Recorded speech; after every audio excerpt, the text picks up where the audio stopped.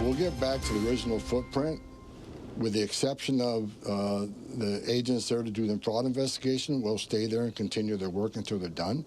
The agents investigating the church issue, where the people went into the church, they'll stay and get that work done. But there will be a small force, a security force, what we call RFQs. That will our security forces that will respond to when our agents are out and they get surrounded by agitators and things get out of control.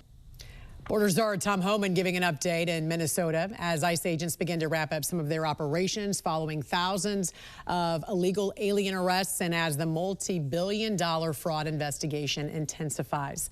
Joining us to discuss is Minnesota State Representative Nolan West. Thank you, sir, for joining us this morning. We appreciate it. Tell us what you're seeing on the ground there in Minnesota right now and how that's changed over the past month.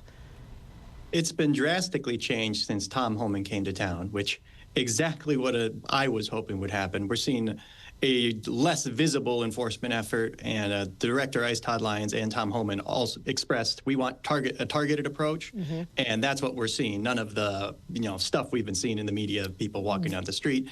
Now they're going in a much more targeted approach, so we're not having protesters roam the city anymore. The riots that we've been seeing, and we often see just a snapshot from the media, really of the temperature of what's happening in a location and of some residents there. What are your constituents, though, telling you?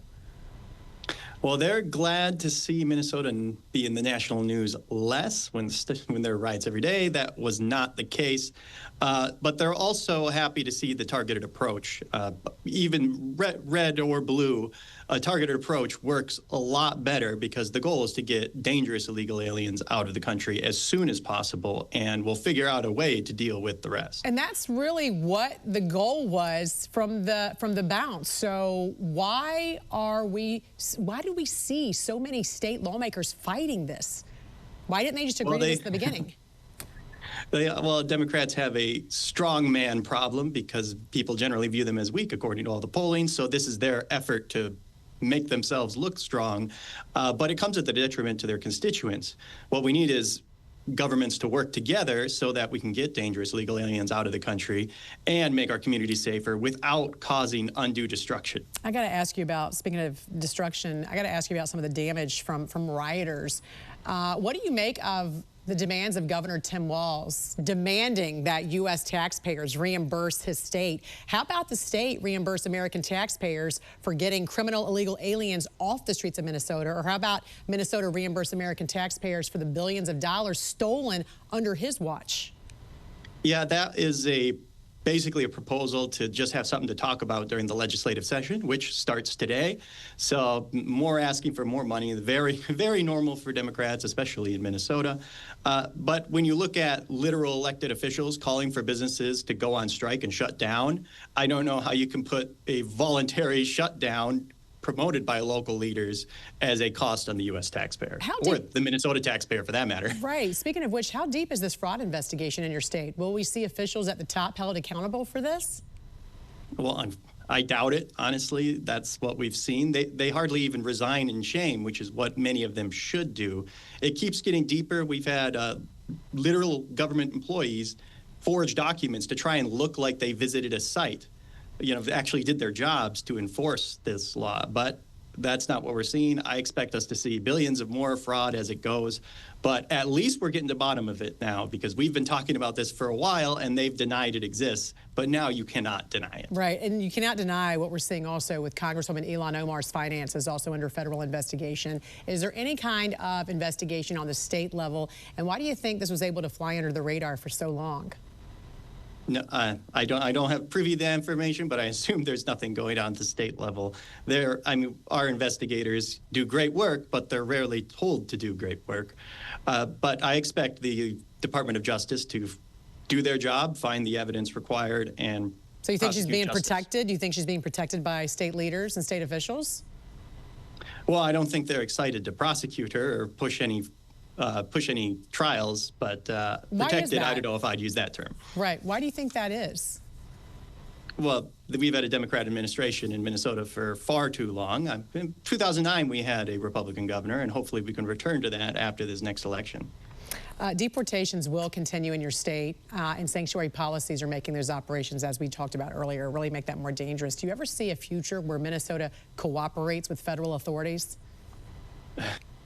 Well, I'm sure the Democrats would love to cooperate with a Democrat president, but sadly, that's not how this should work. When it comes to dangerous criminals, we should be on the same team. And I hope we can make it there, because this was not good for Minnesota. I mean, some people are celebrating, but this was not good for Minnesota. I'm glad it's over, but we need to cooperate in the future. Minnesota State Rep Nolan West, thank you for joining us this morning. We appreciate it. Thank you. The Trump administration has denied Minnesota law enforcement any access to the evidence involved in the fatal shooting of Alex Preddy. The decision coming shortly after White House border czar Tom Homan announced a drawdown of federal agents in the state. The National News Desk, Jeff Harris, joins us. And Jeff, Homan clarifying those comments about a possible end to Operation Metro Surge. What else can you tell us? So Homan says a, quote, small security force is scheduled to stay in Minnesota after announcing last week the Trump administration's crackdown efforts were ending. Now, he didn't go into specific detail, but did say the security force will respond when agents get surrounded by agitators and scenes grow out of control.